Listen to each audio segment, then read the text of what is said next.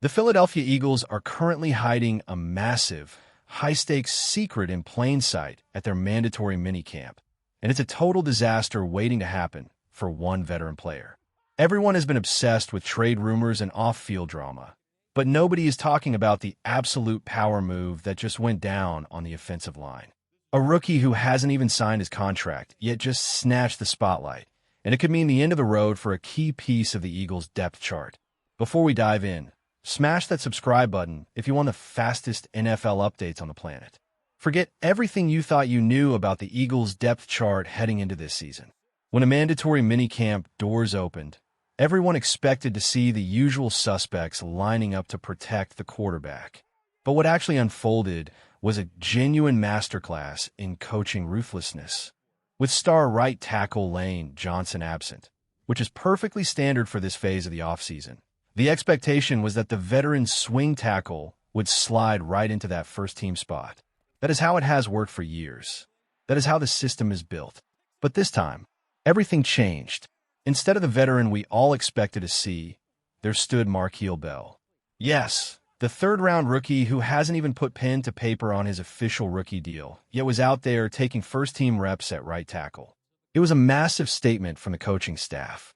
It wasn't an accident, and it wasn't a rotation just to give guys a breather.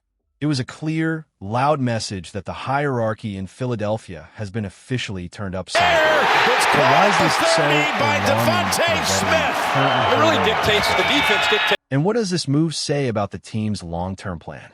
Stick around, because the reality of this position battle is much darker for the veterans on this roster than anyone is willing to admit. The reality check. Right tackle versus left tackle. Let's be real for a second. Moving from left tackle to right tackle isn't just a small tweak. It is like asking a professional golfer to suddenly play with their opposite hand. In college, Marquil Bell made a name for himself playing left tackle. That is the glamorous spot. It's where you handle the high-speed edge rushers coming from the blind side. It's where you earn the big money. Switching to right tackle changes everything. Your feet, your leverage, your angle of attack, and even the way you communicate with the guards next to you. It's a completely different language. Most rookies need an entire offseason just to get comfortable with the footwork. The fact that the coaching staff has him working exclusively on the right side tells you exactly what they are thinking. They aren't interested in grooming him for a backup left tackle spot. They are fast-tracking him to play the position where they actually need him to produce. They're throwing him into the fire immediately, and the speed at which he is adjusting is sending shockwaves through the locker room. Think about it. Have you ever seen a rookie force the coaching staff's hand this early before?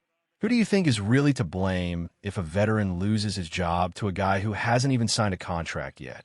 Is it the veteran for declining or the team for being too aggressive? Drop a name in the comments below. The veteran's nightmare. Why Fred Johnson is on thin ice now. Let's talk about the man who got bumped down, Fred Johnson. When the Eagles signed him, it was a move meant to provide insurance. In the NFL, a quality swing tackle isn't just a luxury, it's a necessity. History shows that the Eagles have dealt with injury issues at the tackle position consistently over the last few years. Having a guy like Johnson, someone who knows the system and has been in the trenches, seemed like a stroke of genius. But there's a cold, hard financial reality here. The structure of Johnson's contract makes him surprisingly easy to move on from. If the Eagles decide that Bell, or another young player, is ready to take those backup snaps, cutting Johnson would be a very manageable hit. We're talking about a move that could happen without crippling the salary cap. But don't get it twisted, cutting a veteran like Johnson is a massive risk. If you put a rookie into a high-stakes game in December, and he hasn't had the reps or the experience to handle an elite pass rusher, that's on the coaching staff. Is the team really willing to gamble their Super Bowl aspirations on a rookie who is still learning the geometry of the right side of the line? It seems like a huge gamble, but the coaching staff is operating with a best man wins mentality. There is no such thing as seniority in this new regime. They want the best 5 guys on the field, and they're willing to burn the old depth chart to get them there. The clock is ticking. We are heading into the most intense part of the summer. When the pads come on in July, the real evaluation begins. That is when the speed of the game turns up, and that is when we will see if Marquil Bell is the real deal or if this was just a flash in the pan. If Bell continues to dominate and shows that he can handle the physicality of an NFL pass rush, Fred Johnson is in big trouble. It's not necessarily that Johnson is a bad player. It's that the game is changing and the team is looking for higher upside.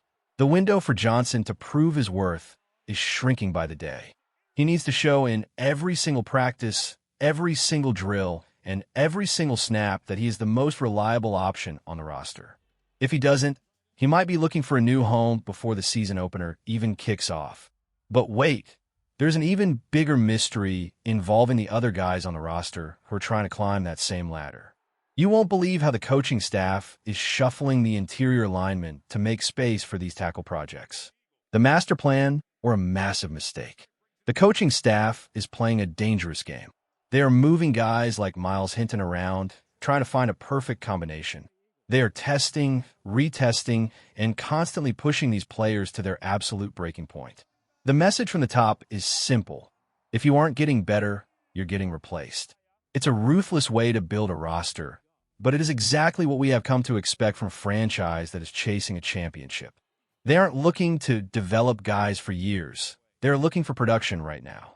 If Marquil Bell keeps this up, the decision for the front office won't just be about whether to keep a veteran. It will be about acknowledging that they found a diamond in the rough. And if they did, the entire dynamic of the team's offensive line protection changes. What we saw at this minicamp is just the tip of the iceberg. The real story isn't just about one rookie or one veteran. It is about the complete evolution of a position group that everyone assumed was set in stone.